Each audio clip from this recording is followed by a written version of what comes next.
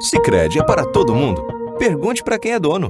Eu sou Marcela, empresária associada Sicredi há 8 anos. Pergunta que eu respondo. O Sicredi é uma cooperativa, né? E os associados participam de assembleias? Fernanda, os associados participam e decidem tudo juntos. É uma relação muito transparente. E é verdade que o Sicredi apoia a economia local? É verdade, sim. O Sicredi sempre mantém os investimentos de cada cooperativa na própria região. Tecnologia é muito importante para mim. É verdade que quem é do Sicredi tem atendimento pelo WhatsApp e até aplicativo? Sim, o Sicredi tem um assistente virtual pelo Zap, o Theo. É um aplicativo super fácil de usar. Afinal, o Sicredi é para mim, para você. O Sicredi é para todo mundo. Procure uma agência Sicredi ou fale com quem é dono.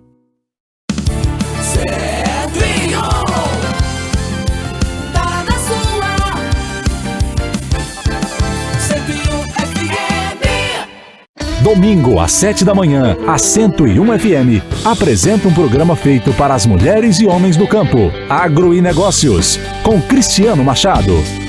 Confira técnicas, tecnologias agrícolas, experimentos úteis para você produzir mais e melhor. Agro e Negócios. Oferecimento Sicredi. A gente coopera. O campo prospera. Agro e Negócios, na 101 FM, com Cristiano Machado.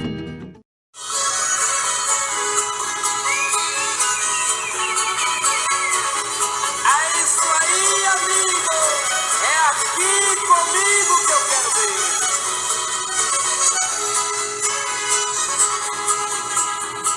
Quebrei a taça da amargura, atirei seus pedaços ao vento. Gritei bem alto, viva a vida! Olá, produtora rural, empreendedores do campo e a todos vocês que estão ligados neste momento na 101 FM, a número 1 do seu rádio.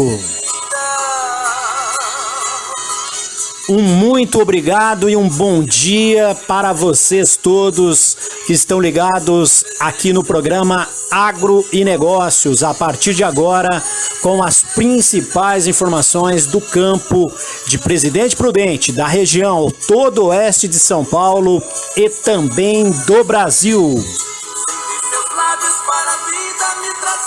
O Agro e Negócios é o nosso encontro semanal, todos os domingos, às 7 da manhã, aqui na 101 FM.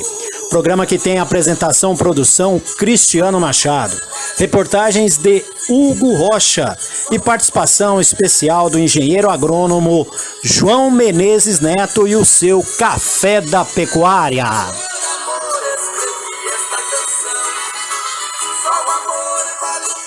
Quero agradecer também a quem está no norte do Paraná e sul do Mato Grosso do Sul. O som da 101 chega a 82 municípios dessas regiões, onde vivem 1,5 milhão de pessoas. E a vocês que estão ligados também pela internet. Cliquem no www.norteagropecuario.com.br e confiram pelas redes sociais o nosso programa de hoje.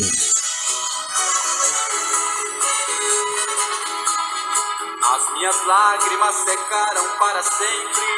Eu já na abertura do programa gostaria de trazer os destaques, as informações do jornalista Hugo Rocha. Muito bom dia e mais uma vez muito obrigado por sua participação. Quais os seus destaques, Hugo?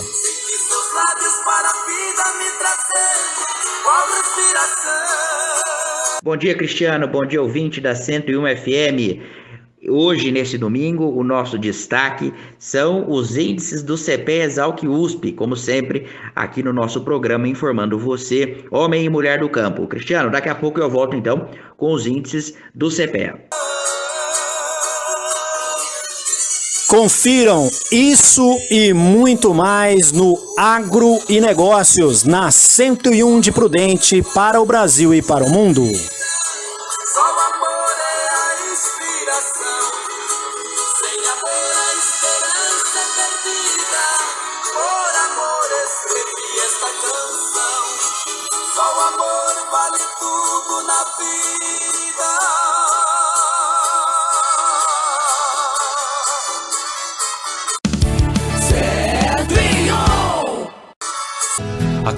Acordo de manhã cedinho com galo cantando em pleno alvorecer. Acendo no fogão braseiro pra coar café, ver o dia nascer. Arreio meu cavalo baio, ponho no embornal uma rapadura. E pra comer com charqueado também levo um litro de uma pinga pura.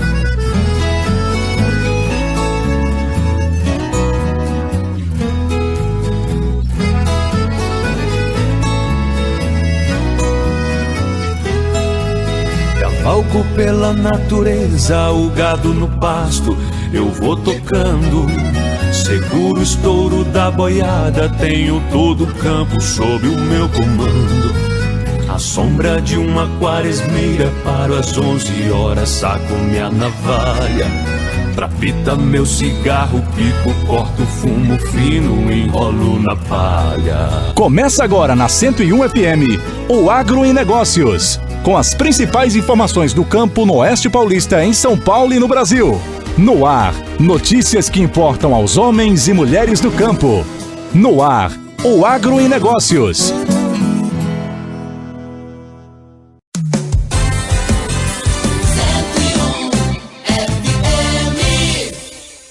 Sicredi é para todo mundo.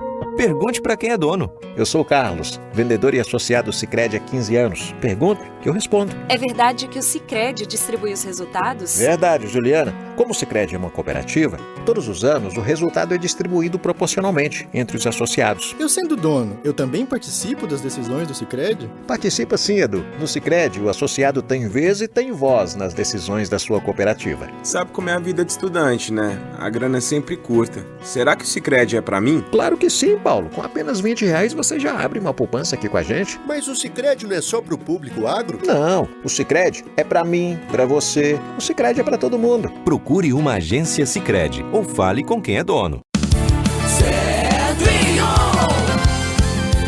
Tá na sua 101 FM. Agro e Negócios, na 101 FM, com Cristiano Machado.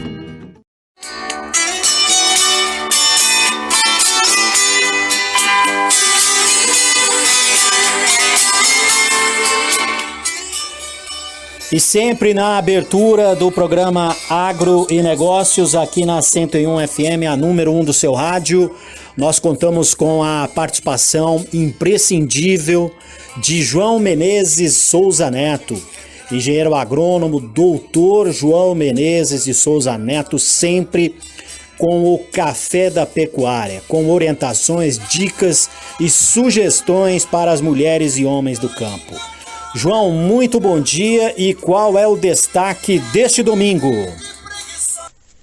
Bom dia, Cristiano, bom dia, ouvintes da 101 FM. Esse é mais um Café da Pecuária na 101 FM. Hoje o nosso destaque será o uso de adubação orgânica em pastagens. Café da Pecuária, com João Menezes Neto. O custo elevado dos adubos, que não só estão caros, mas como difícil de encontrar, estamos tendo problema com os países fornecedores, né? Infelizmente o Brasil não é autossuficiente na produção de adubos. Então os adubos convencionais estão bem caros e difíceis de encontrar. Então o produtor está tendo problema para conseguir adubar. Com essa elevação brusca dos preços do adubo, a adubação orgânica com resíduos animais, por exemplo, esterco de galinha, esterco bovino, esterco do confinamento, né, de animais, ou compostos orgânicos. Tem empresas aí que se especializaram em produzir compostos organominerais que são utilizados para adubar pastagem. Esses produtos alternativos, eles se tornaram mais viáveis, além da sua eficiência ser maior, porque está numa forma orgânica, que você tem um melhor aproveitamento pela planta. você adiciona matéria orgânica ao solo, é pouco, mas também você melhora a matéria orgânica do solo. E você tem produtos bastante eficientes que hoje estão num preço econômico. Então a gente pode usar esses produtos como alternativa de adubação de pastagem. Normalmente, os adubos orgânicos, eles têm na sua composição a maioria dos nutrientes necessários pelas plantas, tanto os macros, nitrogênio, fósforo, potássio, cálcio, magnésio, como também os próprios micronutrientes, manganês, zinco, boro. Então, quando você faz uma adubação orgânica, você faz uma adubação equilibrada do seu solo. O problema é que a concentração de nutrientes é baixa e normalmente se torna, quando você compara somente o preço do nutriente, o adubo orgânico se torna mais caro. Além do que a distribuição também é mais cara e trabalhosa. Por quê?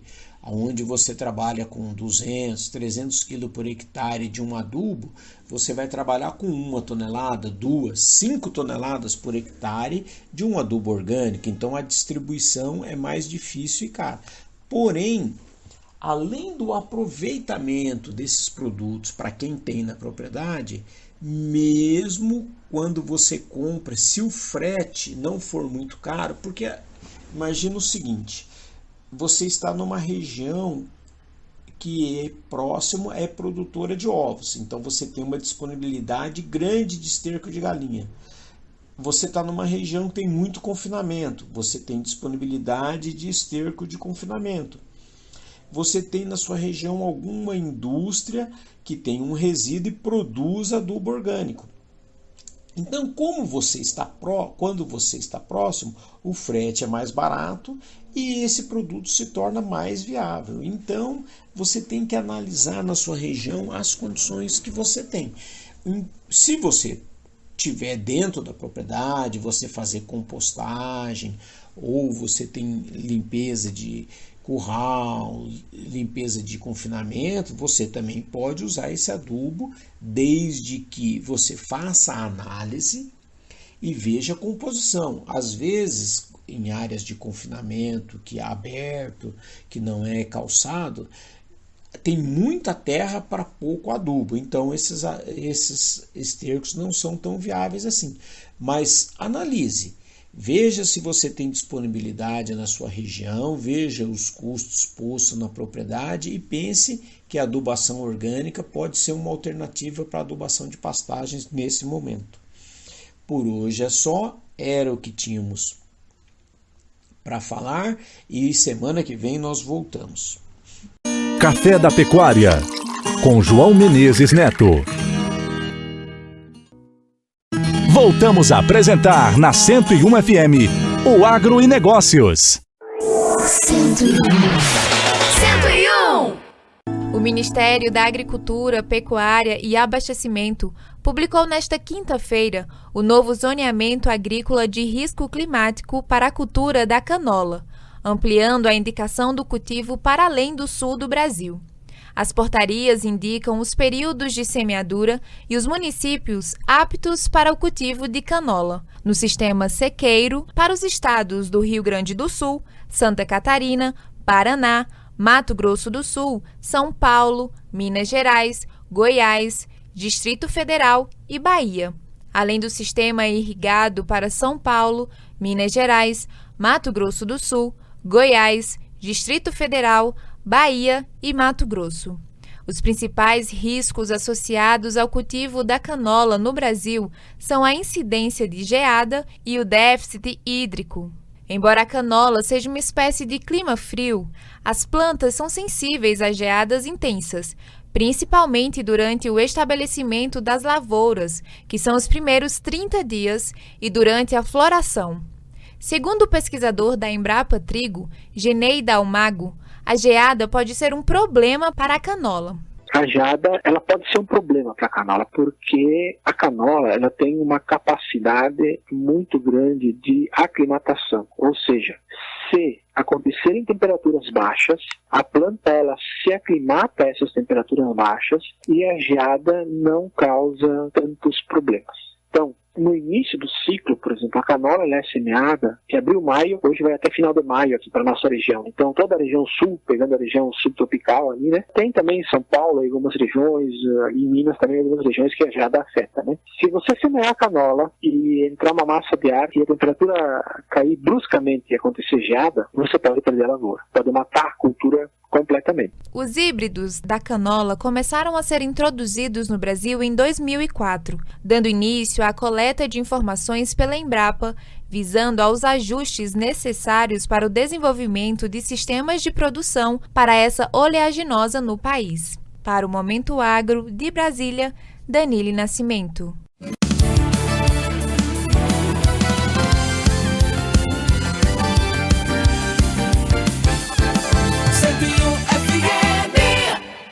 Destaque da semana, com Cristiano Machado.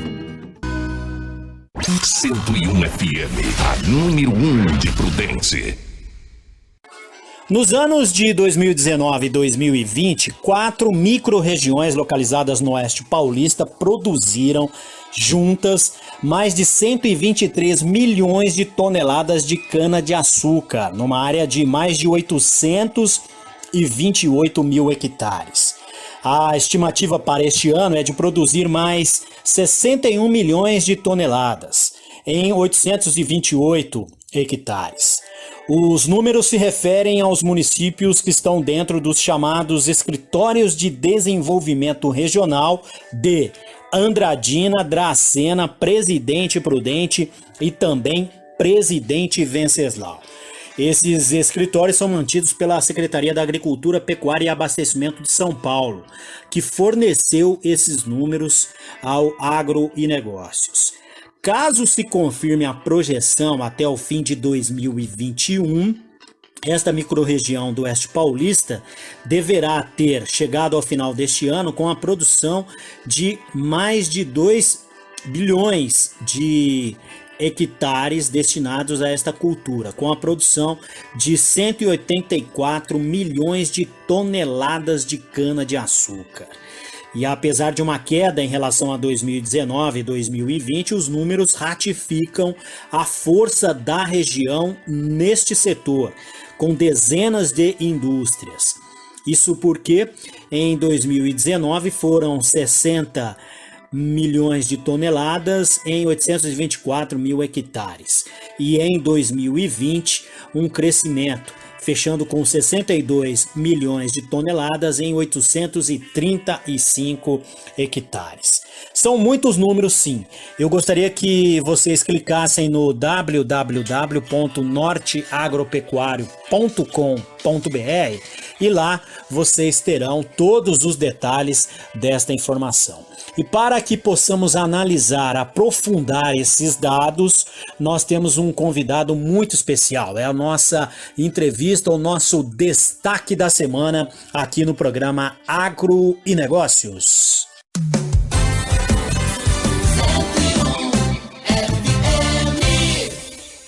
Destaque da semana, com Cristiano Machado. E sobre este assunto, o jornalista Hugo Rocha tem um convidado especial. É contigo, Hugo! Vamos falar agora com o Adriano Machado, referente também a essa matéria, referente a esses números, e para que você, ouvinte, entenda um pouco mais sobre isso na visão de um economista. O Adriano é responsável pela Praxi Consultoria e vai nos falar sobre esses números. Bom dia, Adriano. Pelas características da região e o número das usinas, qual que é a sua análise sobre esses resultados? Eles são aceitáveis ou eles estão abaixo do esperado? Bom dia, Hugo. Tudo bem? Bom falar com você e com todos os ouvintes. Bom, em relação a esse item, tá? Acredito que ela está bem dentro do esperado, né? Com toda a variação aqui que a gente consegue enxergar tanto de aumento de área e posterior redução também, e a redução das toneladas, né, está uma produtividade aí relativamente próxima, na média, né, então não tem muita modificação em relação à área plantada e toneladas colhidas, né, a produção. Então a gente vê aí que está uma proporção quase que 1 para 1 ainda, né, com a diferença muito pouca em relação a esses itens. Hugo, realizando uma análise mais pormenorizada, né, a gente vê aqui que a região de Andradina, em relação à produtividade, ela se manteve do ano de 2019 para o 20 e caiu um pouquinho do ano de 2020 para o 21. Né? Ela teve 75 aí, toneladas por área, né? E no ano de 2021, com estimativa, caiu para 73. Tá? Da mesma forma, todos os outros municípios. Tá? Todas as outras regiões, aliás. Andradina teve uma queda de 1% na produtividade, tá? Do ano de 2020 sobre 19, e de mais 2%, né? Caiu de novo 2%, 21 sobre 20. Dracena ficou praticamente parelho, não houve alteração no primeiro ano, e no segundo ano teve uma produtividade maior de 2%. Presidente Prudente cresceu 2% na produtividade no ano de 2020 em relação ao ano de 2019, e no ano de 2021 caiu 1%. Né? Um dado que vale destacar é a região de Presidente Venceslau, que a produtividade em 2020 aumentou 3% e em 2021 aumentou mais 8% sobre 2020, né? Que chamou bastante atenção, saindo aí de 7 milhões de toneladas para praticamente 7. Presidente Venceslau saiu aí de 65 toneladas por hectare em 2019 para 67 em 2021, a tendência é fechar com 72 toneladas, né? Então ela começou assim abaixo das outras regiões, e agora para o ano de 2021 ela vai estar bem próxima nesse pilotão intermediário aí, sendo praticamente a terceira maior produtividade dessas 4 regiões. Então isso que a gente pode analisar em relação à produtividade. No geral, a produtividade de 2020 sobre 19 aumentou 1%, né? A gente somando entre os que aumentaram e os que reduziram ali as regiões. Então, no total, aumentou 1%, e no ano de 2021 sobre 2020, ela praticamente ficou estável, tá? Teve uma pequena redução de menos de 0,5%. Então, a gente pode apontar aí que o ano de 2021 vai ser, em relação à produtividade, vai ser muito próximo ao ano de 2020. Ao ciclo desses 2 anos, tá? E além da produtividade, né, a gente vê aqui alguns indicadores importantes, né, do total aqui, de 2020 em relação a 2019, né, houve 1% de aumento da área plantada e 2% no aumento das toneladas, tá? E no ano de 2021 sobre 2020, a gente vê aí uma redução, né, de 1% nos 2 indicadores. Por isso que a produtividade aí ficou praticamente nula nesses dois totais, né? E analisando aí pormenorizadamente, a gente vê principalmente, né, no ano de 2020 sobre 19, quem puxou a fila da queda foi o Presidente Venceslau, com 6%, com a área 6% menor do que a de 2019, e no ano seguinte, 2021, 1% ainda menor. Tá? E o que chama a atenção foi Dracena, que no ano de 2021, ela aumentou 5% a sua área plantada. E Presidente Prudente, no ano de 2021, em relação ao ano anterior, reduziu 2%, assim como Dracena também reduziu 2%. Em relação às toneladas, né, avaliando aí o que chama bastante atenção, né, que foi pelo fato, inclusive, que a região de Presidente Venceslau aumentou a sua produtividade, ela teve no ano de 2021 7% a mais de colheita em relação ao ano de 2020, com 1% a menos de área plantada, né, aí que a gente chegou a essa produtividade dessa região que foi a maior. No ano de 2020 sobre 19, né, somente Presidente Prudente e Andradina possuíram números positivos, 5% para Prudente e 3% para Andradina na quantidade de toneladas. Em 2021, né, a gente vê Dracena com 6% a mais, Prudente e Andradina, pelo contrário, reduziram, né? 3% a menos para Prudente e 4% a menos para Andradina, tá? E no geral, né, a gente teve um incremento de toneladas aí do todo, de 2020 para 19 de 2%, e já em 2021 a tendência é de queda de 1% em relação ao ano de 2020, tá? E isso estamos analisando a quantidade, as toneladas operacionalizadas. A número 1 do seu rádio, 101. Muito boa sua explicação, Adriano. Agora, em termos econômicos para a região, como é que você analisa o resultado? Esses números trazem benefício e retorno para a região? Hugo, em relação ao impacto econômico, né, o que é que a gente pode enxergar disso daqui? O ponto, vamos dizer, não é um ponto positivo, mas ao menos não é um ponto negativo, né? Que a produtividade, ela não caiu, né? Ela ficou praticamente constante em relação a 2020, 19 e 21 sobre 2020. Tá? Então isso não é um ponto positivo, mas também não é negativo. Ele é um ponto, eu considero, pela conjuntura atual, considerando aí as intempéries do clima, a seca, geadas e tudo mais, que foi um resultado até satisfatório, tá? Apesar que matematicamente ele não está positivo. Então isso é muito interessante na soma de todas as regiões, né, que essa produtividade ela tenha se mantido, apesar de uma área plantada um pouquinho menor e de uma tonelagem aí um pouquinho menor também, tá? Então o benefício é isso, é de não ter piorado muito, tá? Então o foco principal que a gente tem que analisar e a gente tem que efetivamente ver com bons olhos esses números e essa perspectiva é que não houve uma regressão, né, tão grande nas toneladas, tá? Principalmente por conta da produtividade. O retorno é bastante interessante porque a gente tem uma produção ainda constante, existe o emprego de mão de obra, o emprego de capital, o emprego de recursos, né, em toda essa cadeia produtiva a qual a nossa região aqui depende, né, em relativa parte aqui, até pelos vultuosos valores monetários aqui que a gente tem, pelas exportações e tudo mais. Então, analisando isso, só pelo fato desses números terem se mantido, né, com pouca variação para baixo, já é um ponto muito positivo, né? Ele mantém a cadeia produtiva, mantém o que nós economistas chamamos de ciclo econômico, né? Ou seja, a roda ela não para de girar, mesmo girando na mesma velocidade, o importante é que ela não parou de girar. Ainda trouxemos divisas do exterior para a região, essas divisas são aplicadas na região em formato de mão de obra, insumos, aluguéis, entre outros de milhares, assim, por conta de ser uma indústria muito grande, né, um setor muito grande, milhares de outros insumos e fornecedores são irrigados de toda esse movimento econômico, tá? Então, esse é o grande benefício aí, principalmente de se manter essa atividade na região e ela não ter caído. 101, a número 1. Essa questão, a nossa região tem muitas usinas, mas o preço do etanol não é baixo, não é? Eu quero que você explique para o ouvinte de uma maneira clara o porquê de que não é tão barato o etanol aqui, já que nós temos tantas usinas.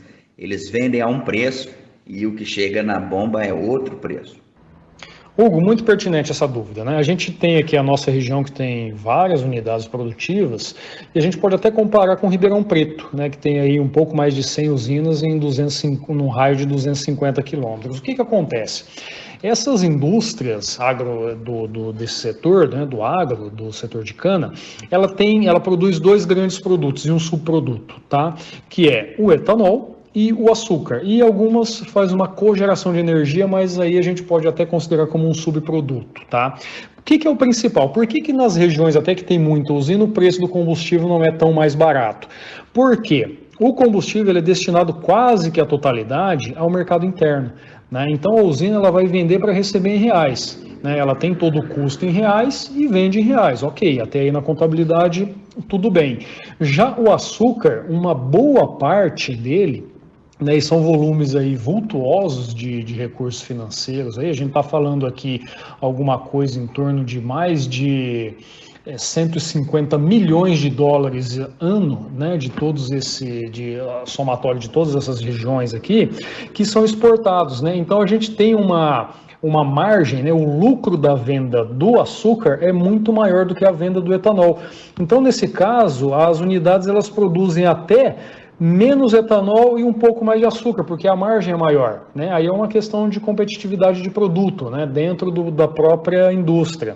Então é por isso que, mesmo tendo diversas usinas numa região, o preço do etanol ele não é tão mais competitivo quanto em outros lugares, né? Porque alguns dos fatores, um dos principais fatores é esse, é a destinação da produção da operação da moagem da cana ir para a produção de açúcar e não para etanol. E um outro detalhe também, que o preço, não vamos dizer que é uma questão da cartelização do preço, né? Mas ele, vamos dizer, é uma commodity, então o preço já está mais ou menos acomodado em relação aos custos para quase todas as regiões, né? Então a diferença de preço é muito grande, mas o principal fator é justamente esse, né? É a rentabilidade por linha de produto, onde o açúcar, até por conta da exportação, ele tende a ser mais atrativo do que o próprio etanol. Aí, produzindo uma quantidade constante de etanol, o preço aí, vamos dizer, ele não fica muito mais barato. Porque vamos imaginar o seguinte, se nós convertêssemos toda a produção de etanol, toda a produção de açúcar para o etanol,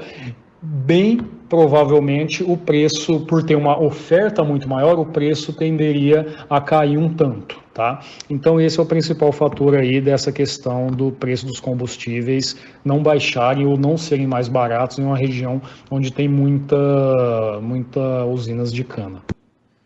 101. Para a gente fechar a entrevista, Adriano, eu quero que você nos fale um pouco sobre o que as usinas têm feito em relação aos aspectos socioambientais. A gente sabe que você também tem um trabalho ligado a essa questão de meio ambiente, de estudos relacionados ao meio ambiente. Então eu quero que você nos diga o que você tem visto na nossa região.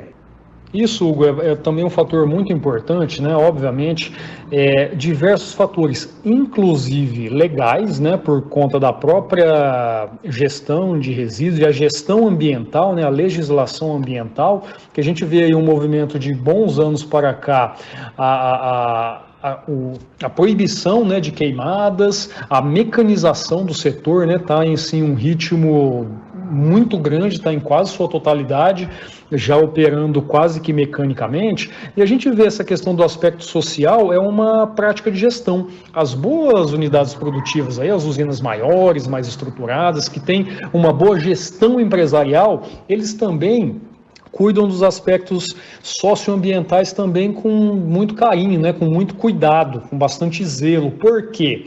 Toda essa política de gestão socioambiental, ela também se traduz em resultado financeiro, né, por evitar multas, evitar autuações, né, e principalmente por próprio meio ambiente, onde ela consegue, o meio ambiente que eu digo, meio ambiente econômico, onde estão inseridas pessoas, o próprio meio ambiente, né, que vamos chamar assim o verde, e toda a questão do ciclo econômico que a gente comentou.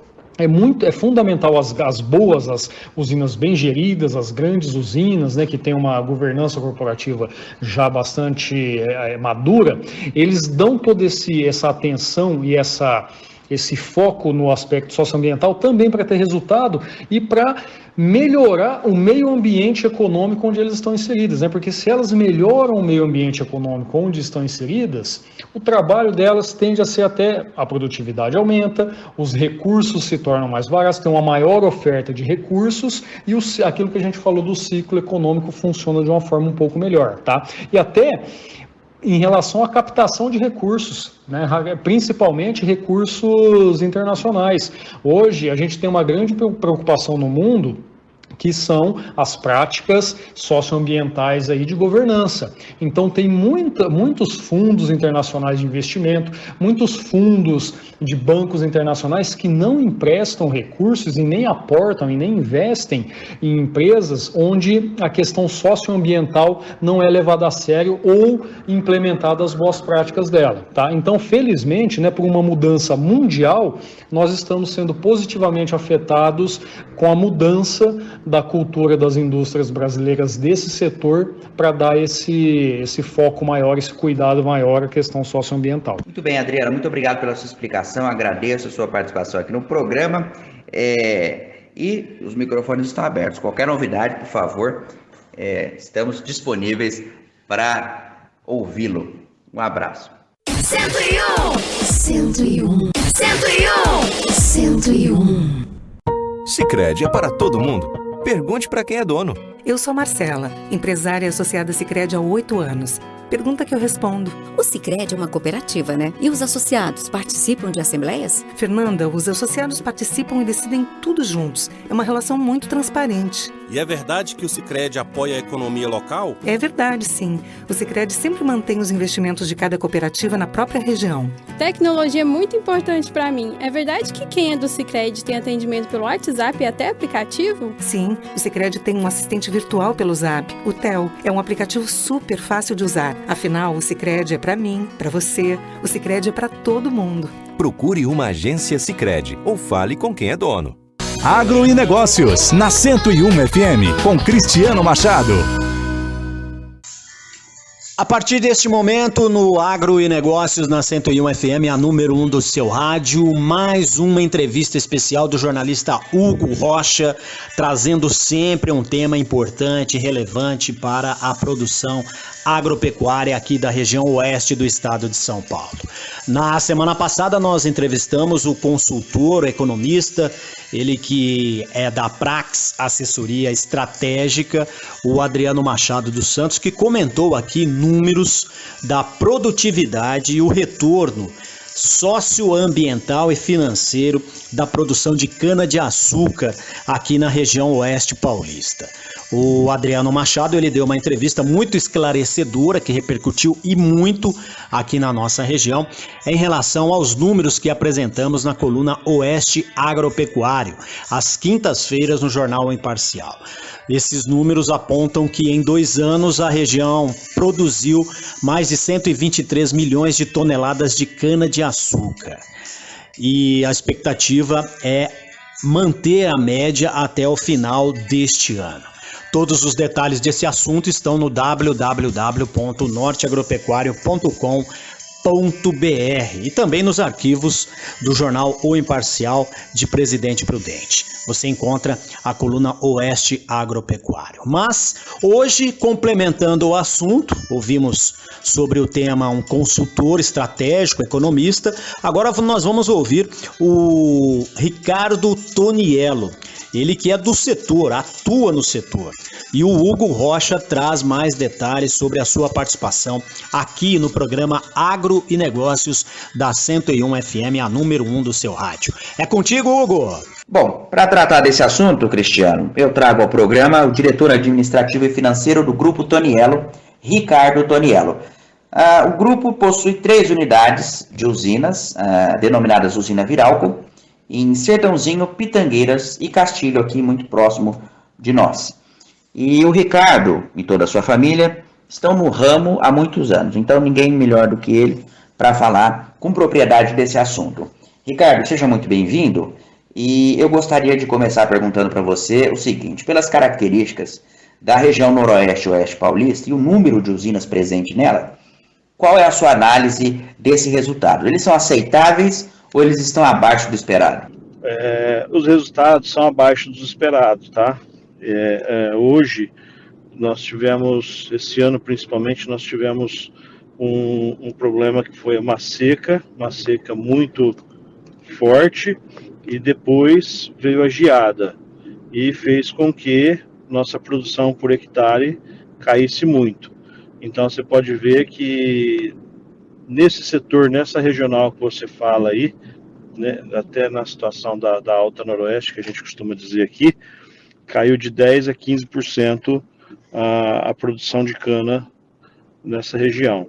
É um número alto, é um número forte, mas que eu acredito que agora, com o decorrer do tempo, possa voltar à normalidade dentro de 1 a 2, mas de 2 anos para frente, sim. Tá? E eu acredito que vai ser uma região de alto potencial, de alta produção de cana. Agora, em termos econômicos para a região, como é que você avalia esse resultado? O que esses números trazem de benefício, de retorno para nós? Hugo, em termos econômicos para a região, eu penso de uma maneira tem macro e micro, né? Macro é o seguinte, né? Nós estamos mandando açúcar para o mundo, exportando até etanol, levedura, tudo que nós produzimos.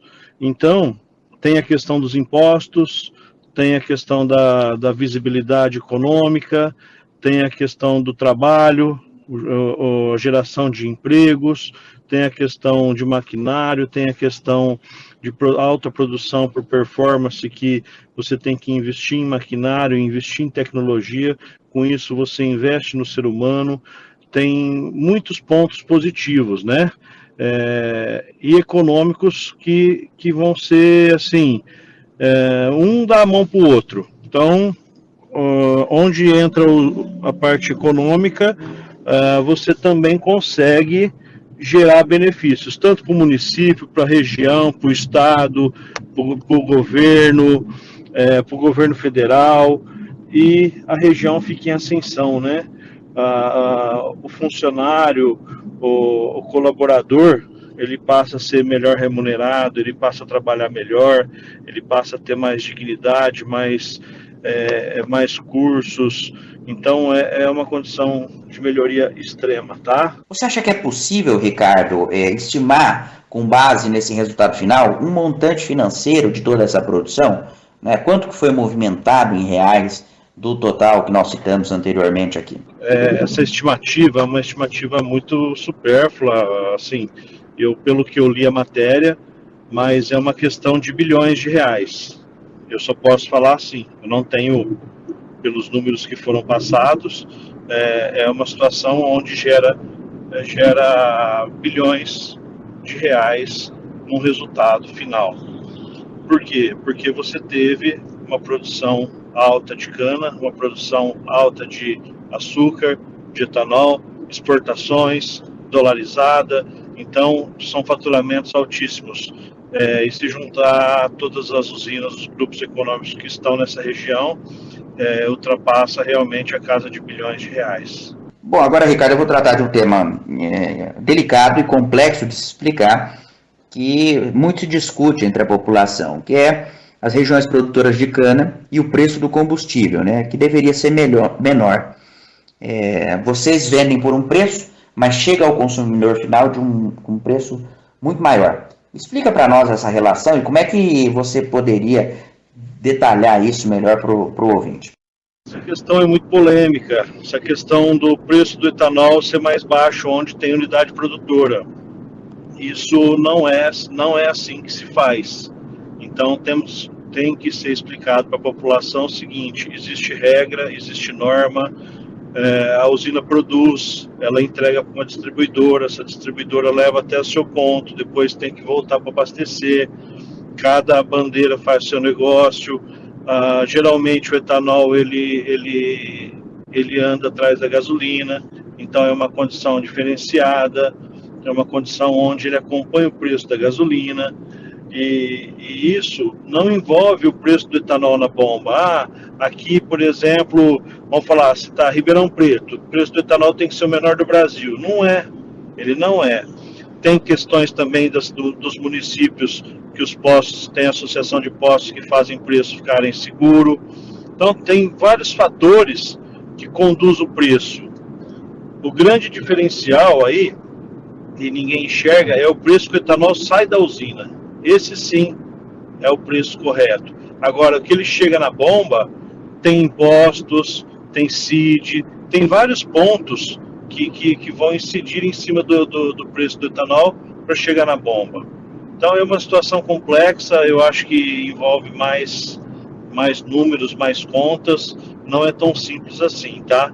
Mas realmente é casa de ferreiro espeto de pau, sim, porque nós produzimos e eles colocam o preço que eles acham correto e estabelecem para vender, né? E, infelizmente, o etanol acompanha a gasolina, tá certo? Agora, para a gente fechar a entrevista, Ricardo, eu sei das ações que a Viralco realiza no campo ambiental, mas o que as usinas têm feito, você que conhece vários empresários do segmento, o que eles têm feito, em especial vocês, no aspecto socioambiental? referente a aspectos socioambientais, as usinas estão trabalhando fortemente, tá? Parte ambiental, então, nem se fala. Hoje, se tem alguém aliado ao meio ambiente, são as usinas de cana-de-açúcar. São os maiores plantadores de árvore, são, assim, o pessoal está tomando conta. Hoje não existe queimada, somos todos contra queimada. Tudo que puder ser feito, socioambiental, tem que ser feito. Esse é um lema onde as usinas hoje levam isso consigo. Assim, leva para frente, né? E eu acredito, assim, que isso já está incorporado, isso daí não muda mais. As usinas, hoje, os grupos econômicos são grandes e pensam no futuro. E no futuro, os nossos filhos, nossas crianças, elas já analisam isso. Então, quem não trabalhar parte ambiental, parte socioambiental, não vai ter futuro. Então, hoje, todas as usinas, todos os grupos econômicos trabalham com crianças, trabalham na parte ambiental, trabalham na educação, tem toda... Já existe esse departamento nos grupos de usina, né? Então, eu acho que isso é um ponto positivo altíssimo e que nós temos ainda que cada vez melhorar mais, sempre mais. E a cultura nossa, nós precisamos mudar a nossa cultura, né? Hoje nós já mudamos nossa cultura e precisamos melhorar ela mais ainda, tá? Mas verifica hoje uma usina, verifica quantas árvores ela já plantou, quantos cursos ela já deu, quantas crianças já educou, menor aprendiz, tudo isso, quantas pessoas ela já formou. Então, esse é um trabalho que vale a pena. E usina, até para finalizar, tudo que ela faz grande. Então, por exemplo, ela educa, em vez de educar 10 crianças, ela educa 100. Em vez de plantar 10 árvores, ela planta 1000. E assim vai. Vale muito a pena, você entendeu? Tá? Muito obrigado, Ricardo. Agradecer a sua participação aqui no programa, agradecendo suas respostas e nos esclarecendo aí as questões que foram trazidas. Queria deixar abertos os microfones do programa para vocês, para qualquer ação ou atividade que forem realizar no grupo. E um abraço a todos vocês aí do Grupo Tonielo, tá bom? Obrigado, um bom dia e fica com Deus. Se precisar de mais alguma coisa, toma as ordens. Um abraço. Agro e Negócios, na 101 FM, com Cristiano Machado.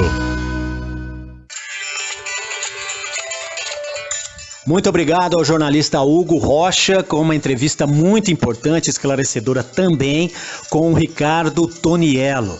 Desde já agradecemos aí a sua disponibilidade de tempo, a atenção para com o programa Agro e Negócios aqui na 101 FM. E o nosso papel é realmente apresentar informações, números, mas também discutir esses números, aprofundar nesses temas que são relevantes aqui para a nossa região.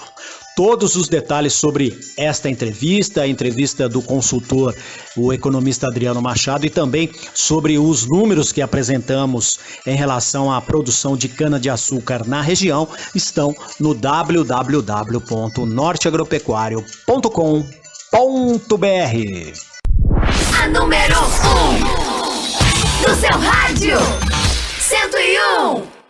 Sicredi é para todo mundo.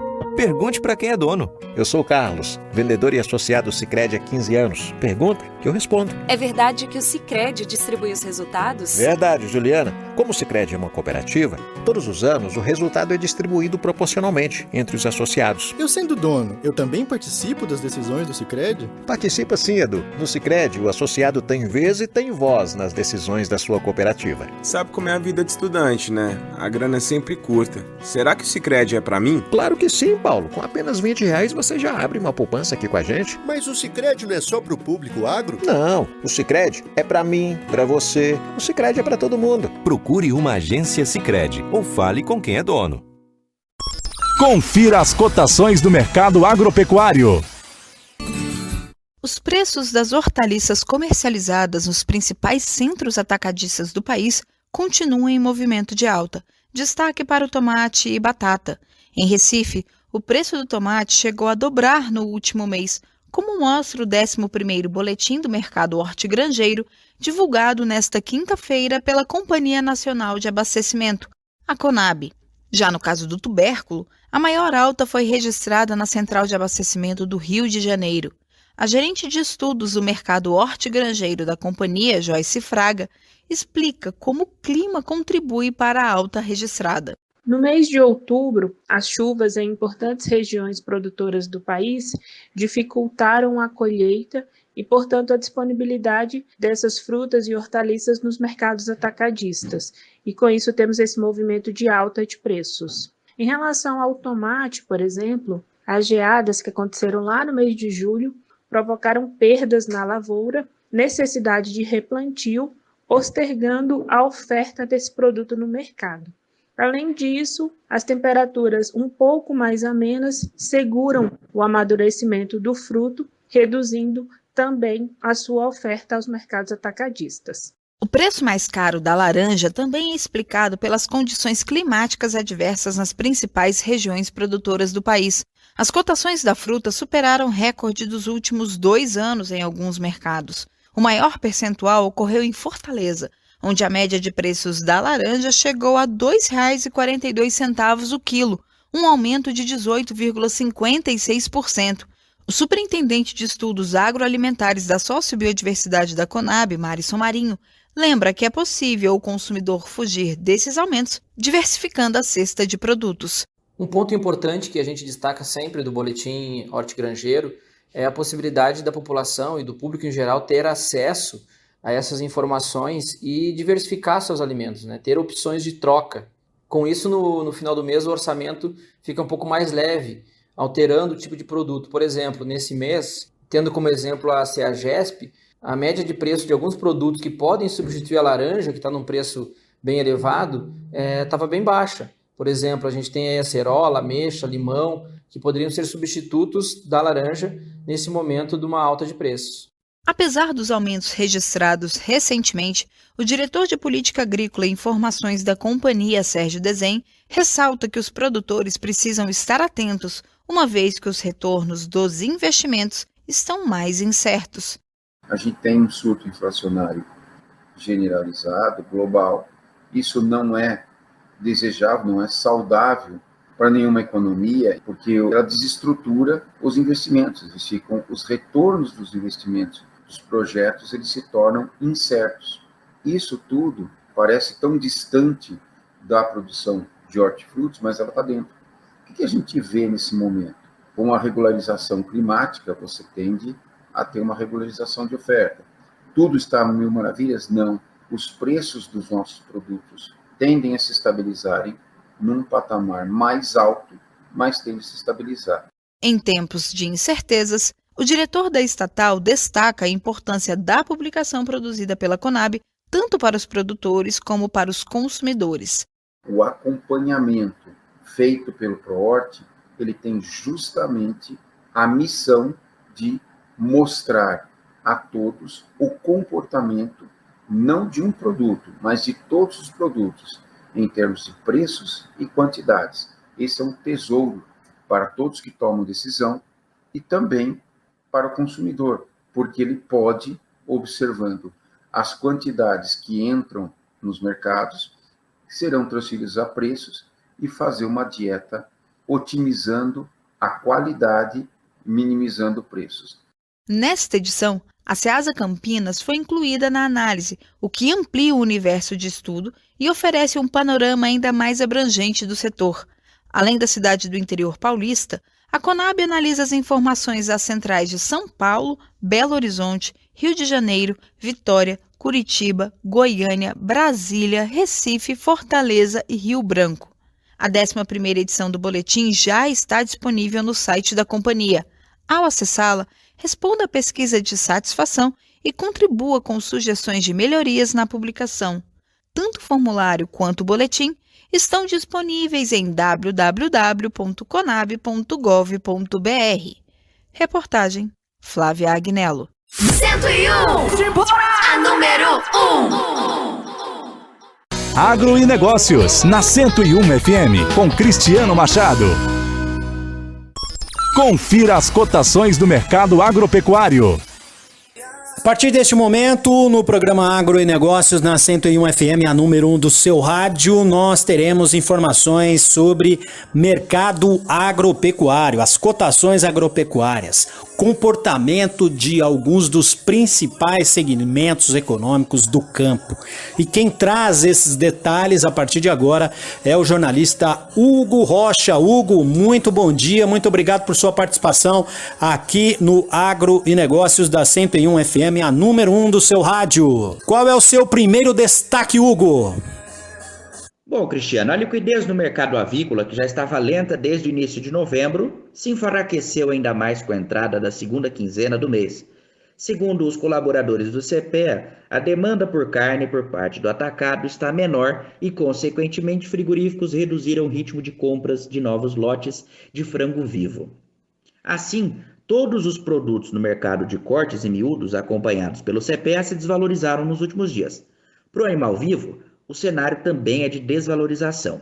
A menor pressão dos custos de produção por conta das recentes desvalorização do milho e do farelo de soja e a demanda enfraquecida pela carne de frango motivaram as quedas. Vamos falar agora como o frango foi negociado. O frango congelado foi avaliado no estado de São Paulo, segundo o CPEA, até o dia 19, a R$ 7,24. Já o frango resfriado, até o dia 19, foi negociado a R$ 7,47. E agora, Hugo, qual a informação você traz aqui para a 101 FM, a número 1 do seu rádio? Bom, após 5 semanas em forte alta, os preços dos etanóis anidro e hidratado caíram nos últimos dias. Entre 8 e 12 de novembro, o indicador CPEA Exalc do etanol hidratado fechou a R$ 3,80 o litro, uma queda de 2,1% frente ao da semana anterior. No caso do anidro, o indicador CPEA Exalc fechou a R$ 4,42 o litro, uma retração de 2,32%. Segundo os colaboradores do CPEA, os recuos estiveram atrelados à baixa liquidez no spot à vista, principalmente porque os compradores se afastaram das aquisições.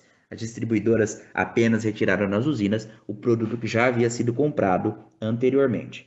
Mesmo com a atividade de moagem na safra 2021 e 2022 finalizados em um número bastante expressivo nas unidades do estado de São Paulo e também no Centro-Sul, incertezas quanto aos reflexos das aquisições climáticas ainda influenciam o planejamento da próxima temporada. Hugo Rocha retorna com informações de um importante segmento econômico do campo aqui da nossa região oeste do estado de São Paulo. Bom, depois de recuarem com certa intensidade em setembro e outubro, os preços da arroba do boi gordo voltaram a subir em novembro. Na última quarta-feira, 17, o indicador do boi CPEA B3, que é o mercado paulista à vista, fechou a R$ 304,80, um significativo avanço de 18,6% no acumulado da parcial deste mês.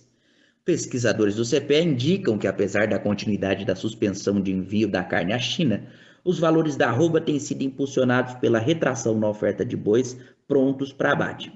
E a menor disponibilidade de animais ao longo deste ano é evidenciado pelos dados divulgados neste mês pelo IBGE, o Instituto Brasileiro de Geografia e Estatísticas, que mostrou uma queda no abate de bois no país. Além disso, com o retorno das chuvas, os pecuaristas que detêm animais são favorecidos pela melhora dos pastos. Vamos falar agora como é que foi negociado o valor da arroba do boi até o dia 19. Bom, estava negociado a R$ 314,15, considerando o valor da arroba de 15 quilos. E esses valores consideram o índice CPEA B3. E o que você tem mais de informação, Hugo? Os embarques de ovos para consumo, tanto in natura quanto processados, tiveram forte aumento no último mês, atingindo o maior patamar dos últimos 6 meses. Com essa alta, de acordo com os pesquisadores do CPEA, o setor se recupera dos recuos registrados no segundo e terceiro trimestre de 2021. A movimentação das exportações brasileiras de ovos neste ano tem seguido a sazonalidade típica, com resultados menores no meio do período e forte incremento nos primeiros e últimos meses. De acordo com dados do SECEX, compilados por pesquisadores do CPEA, em outubro foram enviados ao exterior 819,4 toneladas de ovos in natura e industrializados, um volume 26% maior que o exportado em setembro e mais que o dobro embarcado de outubro do ano passado.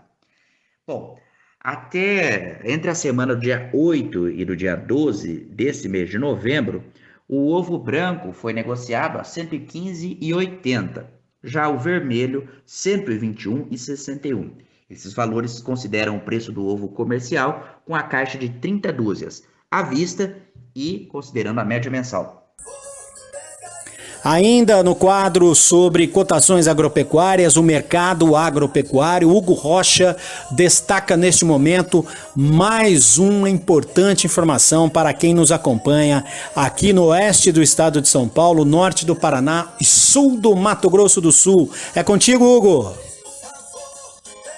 Bom, Cristiano, ao contrário do que geralmente se observa nesse período, as vendas de carne suína no mercado interno iniciaram novembro em ritmo lento, mas foram se aquecendo agora nessa segunda quinzena.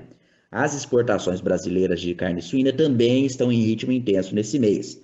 No caso do suíno comercializado vivo no mercado independente, a valorização foi influenciada especialmente pelo aquecimento do mercado de São Paulo e de Minas, os estados que tendem a consumir mais suínos do que a produção local. Dessa forma, a tendência de elevação do preço acabou sendo repassado às praças do sul. Para as carcaças, o cenário também é de valorização, enquanto para os cortes os repassos foram menores, já que fragilizado o poder de compra da população e a competitividade frente à carne substitutiva limitaram os reajustes positivos na ponta final. Falar agora sobre as cotações do suíno. Em Minas Gerais, a posto, o valor até o dia 19 foi de R$ 7,48, o valor à vista. Já no Paraná, a retirar foi de R$ 6,29. Rio Grande do Sul, também a retirar R$ 6,11. Santa Catarina, a retirar R$ 6,49. Já São Paulo, a posto, foi de R$ 7,31. Esse valor é o preço recebido pelo produtor em reais por quilo. Hugo Rocha, jornalista, sempre participando conosco aqui do Agro e Negócios da 101 FM, a número 1 do seu rádio. Muito obrigado por sua participação com informações muito importantes para todos aqueles que nos acompanham pelas ondas do rádio aqui na 101 no programa Agro e Negócios. Até o próximo domingo, Hugo. Bom, Cristiano, é isso. Nosso programa se encerra por aqui. Eu gostaria de agradecer aos nossos ouvintes cativos de todo domingo. Nós que estamos aqui todos os domingos de manhã, fazendo a alegria deste início de semana, desejando uma ótima semana para todos que nos acompanham e convidando sempre para que estejam conosco no próximo domingo. Um abraço a todos, um bom domingo e fiquem com Deus. Até mais. Tá todo mundo curtindo a 101. 101 FM. 101. A número 1 do seu rádio. Tá em casa? Tá na 101. Você acompanha o Agro e Negócios na 101 FM. A ministra Tereza Cristina, do Ministério da Agricultura, Pecuária e Abastecimento, reuniu-se nesta quarta-feira com autoridades e empresários da Rússia, em Moscou, para falar sobre o fornecimento de fertilizantes para o Brasil. Todos garantiram que não vão deixar de cumprir os contratos de exportação de fertilizantes ao Brasil, com possibilidade de aumentar o volume de vendas. Nós tivemos aqui a garantia, tanto do governo russo quanto das empresas de fertilizantes, de que nós não teremos problema com a entrega de fertilizantes, tanto de potássio quanto dos fosfatos. O objetivo da viagem da ministra é abrir negociação com os principais fornecedores de fertilizantes, produto essencial para a produção agropecuária que enfrenta restrições na oferta mundial. A Rússia representa cerca de 20% do total de fertilizantes importados pelo Brasil. Recentemente, o governo russo anunciou restrições às exportações de fertilizantes nitrogenados por meio de cotas de exportação pelo período de 6 meses a partir de 1º de dezembro, com o objetivo de evitar a escassez no mercado interno.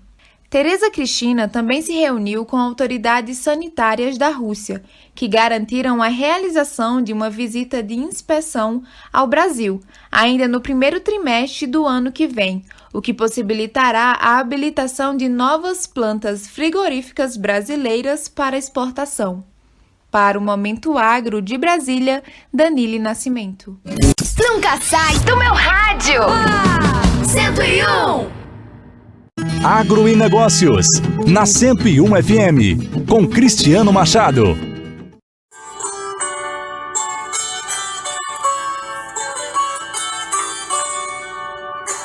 Obrigado ao homem do campo, pelo leite, o café e o pão. Agradecemos aos homens e mulheres do campo pela audiência, pela companhia em mais um Agro e Negócios aqui na 101 FM, a número 1 do seu rádio. O Agro e Negócios todos os domingos às 7 da manhã aqui na 101 com a apresentação e produção Cristiano Machado, reportagens de Hugo Rocha e a participação especial do engenheiro agrônomo João Menezes Neto com o Café da Pecuária.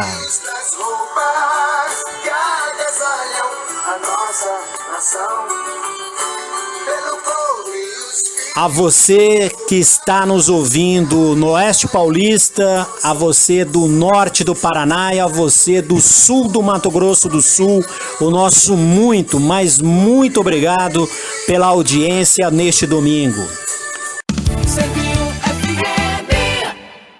Todo o conteúdo do programa está no www.norteagropecuario.com.br, que é parceiro do Agronegócios aqui na 101 FM, a número 1 do seu rádio.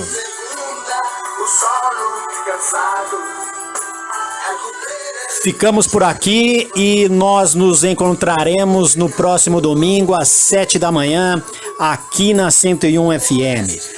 Um ótimo domingo a todos, uma excelente e abençoada semana e retornaremos na programação da 101 FM. Encontro marcado, domingo, 7 da manhã aqui na 101, é dia de Agro e Negócios.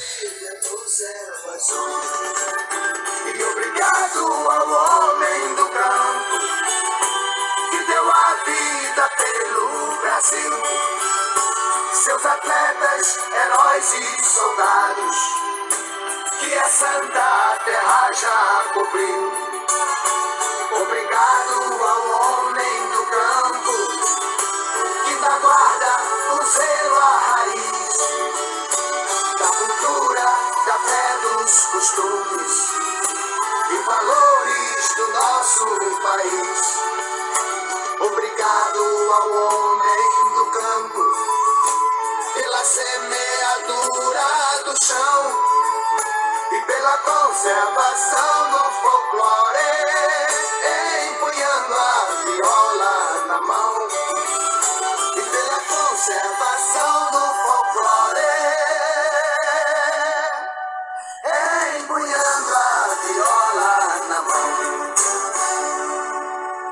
mão. Obrigado por acompanhar na 101 FM o programa Agro e Negócios. Hoje ficamos por aqui, mas o Agro e Negócios volta no próximo domingo, a partir das 7 da manhã, na número 1 do seu rádio, com Cristiano Machado. Sicredi é para todo mundo.